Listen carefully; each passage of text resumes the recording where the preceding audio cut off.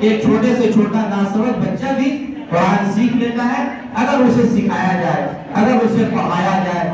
وہ مکمل قرآن یاد کر لیتا ہے جس میں 6000 سے زیادہ آیتیں ہیں، اس کو سینے میں بسا لیتا ہے۔ دنیا کی کوئی ایسی کتاب نہیں ہے جس کو انسان اتنی آسانی سے یاد کر لے، اور صرف نہ کہ یاد کر لے بلکہ اس کی یاد کو برقرار رکھے، اس کی یادداشت کو محفوظ رکھے، اور پھر ایک نماز میں کھڑے ہو کر کے اس کو مکمل سنا دے۔ یہ قرآن کا معجزہ ہے، اور رہتی دنیا تک قرآن کے معجزے ظاہر ہوتے رہیں گے۔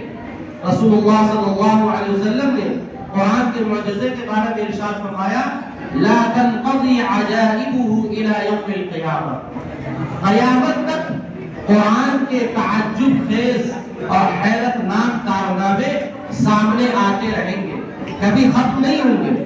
قرآن کا معجزہ کبھی ختم نہیں ہوگا۔ قرآن کا معجزہ ہر نئی شکل میں آتا رہے گا، پیش آتا رہے گا۔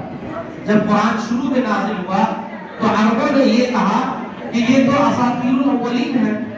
بعض لوگوں نے کوشش کی کہ ہم بھی قرآن کی طرح نئی کتاب لکھیں، اور ایسا نہیں کہ یہ صرف خیال تھا، بعض لوگوں نے اس کی کوششیں کی اور وہ ناکام ہوئے۔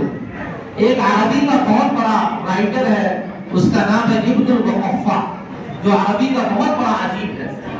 اس کو بھی ایک مرتبہ یہ سوچی کہ جب میں اتنی زبردست عربی لکھتا ہوں اور پوری دنیا میری عربی پڑھ کر کے میری تعریف کرتی ہے، تو کیوں نہیں میں قرآن لکھ دوں، قرآن جیسی کتاب لکھ دوں۔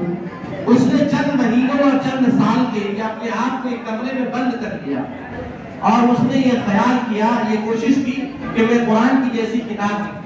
اور نتیجہ کیا ہوا کہ وہ 2-4 صفحے کچھ لکھتا تھا، پھر قرآن پڑھتا تھا، اور قرآن سے جب موازنہ کرتا تھا تو اس کو اپنی لکھی ہوئی چیز بالکل ناکام اور فیل لگتی تھی، پھر اس کو پھاڑ دیتا تھا، پھر دوبارہ کوشش کرتا تھا۔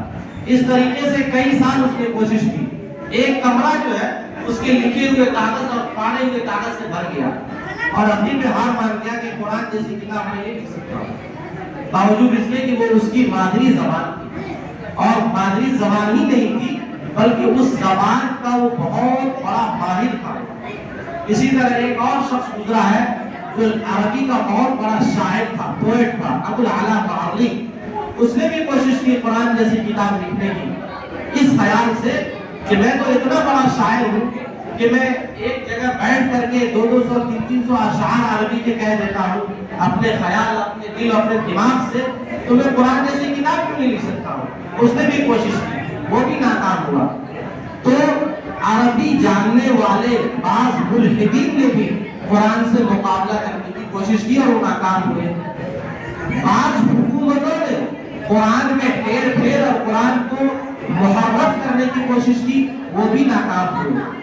قرآن کا معجزہ یہ ہے کہ پوری دنیا میں لاکھوں کروڑوں نسخے ہیں، پوری دنیا کے اندر مشرق سے مغرب تک اور شمال سے جنوب تک، لیکن دنیا کے خطے میں جہاں بھی قرآن ہے، پوری دنیا کے قرآن میں جو لاکھوں طریقے سے چھپے ہوئے ہیں، کہیں پر ایک لفظ کا بھی فرق نہیں ہے۔ یہ بھی قرآن کا معجزہ ہے۔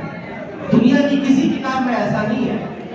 اور صرف یہ نہیں کہ صرف 1 سال کے چھپے ہوئے قرآن میں ایسا ہو، 1000 سال پہلے جو قرآن شریف ہاتھ سے لکھا گیا اور آج جو قرآن شریف پرنٹنگ پریس میں چھپتا ہے، اور آج کی دنیا میں جو قرآن شریف موبائل کے اپلیکیشن میں تیار ہوتا ہے، سارے قرآن میں کہیں پر بھی ایک نقطے کا اور ایک زبر زیر کا بھی فرق نہیں ہوگا۔